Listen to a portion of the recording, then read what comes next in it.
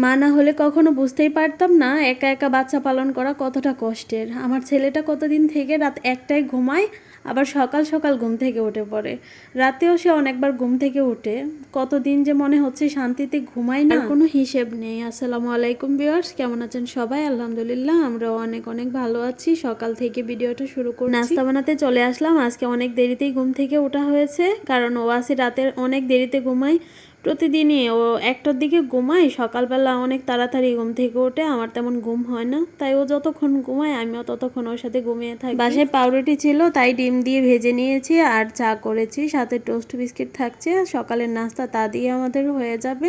সকালের নাস্তাটা খেয়ে তারপর আবার দুপুরের জন্য রান্না করতে হবে। সকালের নাস্তাটা আমরা আজকে খেয়েছি 11টার দিকে। আমরা নাস্তা খেয়ে নিয়েছি, ও আসিকে খাওয়ানো হয়নি, তাকে আমি খাওয়াতে যাব। আর মাংসের তরকারিটা আপনাদের ভাইয়া রান্না করবে। তার আগে আমি সব মশলাগুলো রেডি করে দিচ্ছিলাম। পেঁয়াজ রসুন বাটা নেই, তাই আমি সব কিছু আবার অল্প অল্প করে ব্লেন্ড করে দিয়েছি। আবার এদিকে আজানও দিয়ে দিয়েছে, আপনাদের ভাইয়া নামাজে চলে যাবে, তাই তরকারিটা একটু তাড়াতাড়ি করে বসিয়ে দিয়ে তারপর সে নামাজে যাবে। মাংসের তরকারি সে সবসময় মাখিয়ে রান্না করতে পছন্দ করে, আর আমরা সবসময় মাখিয়ে রান্না করি। তো আজকে বলছে যে না, আজকে একটু মশলাগুলোকে কষিয়ে তারপর রান্না করবো। এই তো মশলা কষিয়ে আজকে নাকি একটু অন্যরকমভাবে তরকারি রান্না করবো। তো দেখা যাক তরকারি কেমন। অন্যরকম বলতে ওই আস্ত রসুন তো সবসময় তরকারিতে দেয়, সে আজকে টমেটো দিয়েছে, সেটাই, আর তেমন কিছু না। মাংসটা খুব সুন্দরভাবে কষানো হয়ে গেছে। এখন পর্যাপ্ত পরিমাণে একটু ঝোল দিতে হবে, কারণ কষানো হয়েছে, মাংসটা সিদ্ধ হতে একটু সময় লাগবে।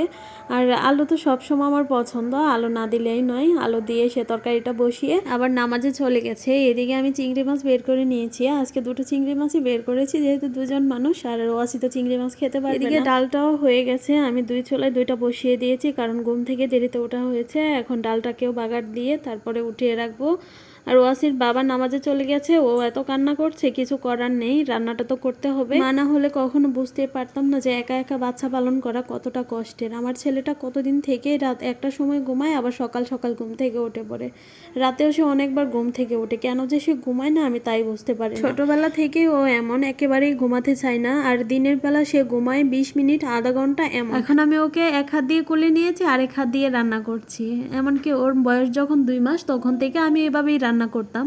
এক হাত দিয়ে ওকে কোলে রাখতাম, আরেক হাত দিয়ে রান্না করতাম। এভাবেই আমার চলছে দিনকাল। তরকারিটা হয়ে গেছে, এখন শুধু চিংড়ি মাছটা রান্না করে নিলেই হবে। আমি চিংড়ি আগে মুচমুচে করে ভেজে নিয়েছি। এখন পেঁয়াজটাকে হালকা একটু ভেজে নিয়ে তার সাথে আবার হলুদ গুঁড়ো, মরিচ গুঁড়ো আর ধনিয়া গুঁড়ো দিয়ে অল্প অল্প করে দিয়েছি। চিংড়ি মাছটা দিয়ে আমি কতক্ষণ একটু জাল করে নিয়েছি। এভাবে রান্না করলে কিন্তু চিংড়ি মাছটা মুচমুচে হয়, আর খেতেও কিন্তু ভালো লাগে। এই তো আমাদের আজকে দুপুরের রান্না বান্না সব কিছু গুছিয়ে খেতে হয়েছে আজকে 3:30টার দিকে। আর তরকারিটা আজকে অনেক মজা হয়েছিল। আর রসুনটা তো দেখছেন একবারে গলে গেছে। আজকে এই পর্যন্তই। ভিডিওটি ভালো লাগলে পাশে থাকবেন। আল্লাহ হাফেজ।